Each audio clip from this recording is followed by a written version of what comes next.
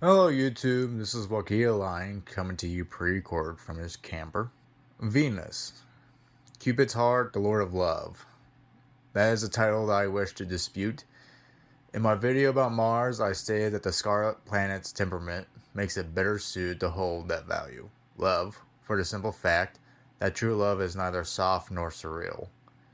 It requires sacrifice, action, provement to be something truly worth living for and dying for, to build with and to create something that the occupants can both lay down for.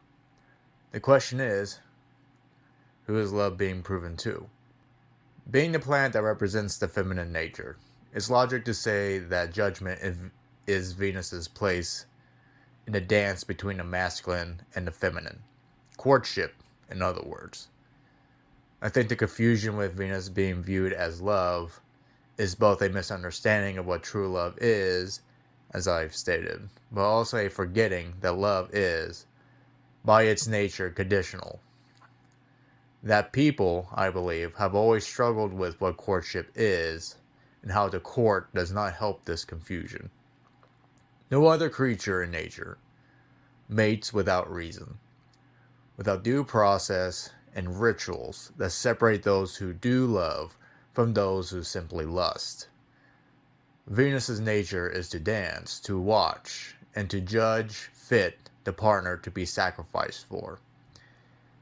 It's a position of being prey, of being chased and skipped along the beat of the predator that chases.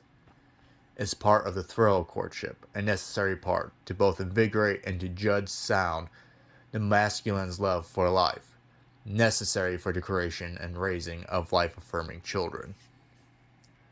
Despite this position, Venus still struggles. Being primarily prey, Venus's main issue is the constant tension of losing control. At any time can the predator pounce. A slip up can see Venus ravaged by its hunger, or worse yet, bred against its will. This is why, despite the titles of Harmonizer and Peacekeeper, I thought it appropriate to equate the malefic or sin, that is wrath, to Venus, and acceptance instead of love as its virtue or benefic characteristic. That wrath would describe a vindictive victim, I think, is appropriate for someone who was wronged and unable to accept the wronging done onto them. A destructive force that would see the whole world burn, that is also necessary for justice to be carried out. For what is justice than the placation to one's Uranus? Acceptance, the other end of the spectrum, can just as easily be someone who simply gives up on life and lives forevermore in their prison as someone who embraces the advance of the masculine. Better to say, the flaws of the individual. Mind you, acceptance is a matter of embrace so much as it is a matter of simple evaluation and acting according to the observations made.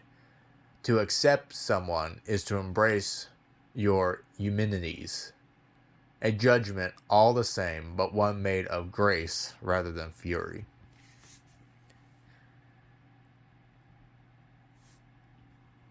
It's Venus's place to judge.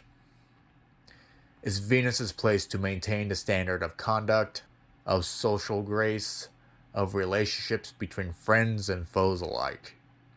Boundaries, in another word commonly associated with Saturn, is also a matter of Venus's role within the natural order.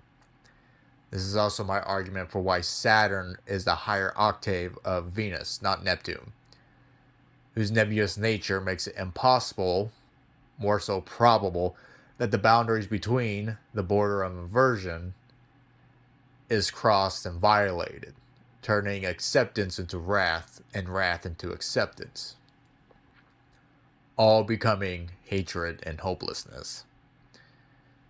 This is why Venus must be respected, must be preserved, for to have a hopeless, embittered, life-denying person have ownership over our species' future and virility Sin can be the only thing that lays at the foundation of our offspring and morals. Thank you all for listening. I appreciate your time greatly, and I hope you all have a sunny day. Bye.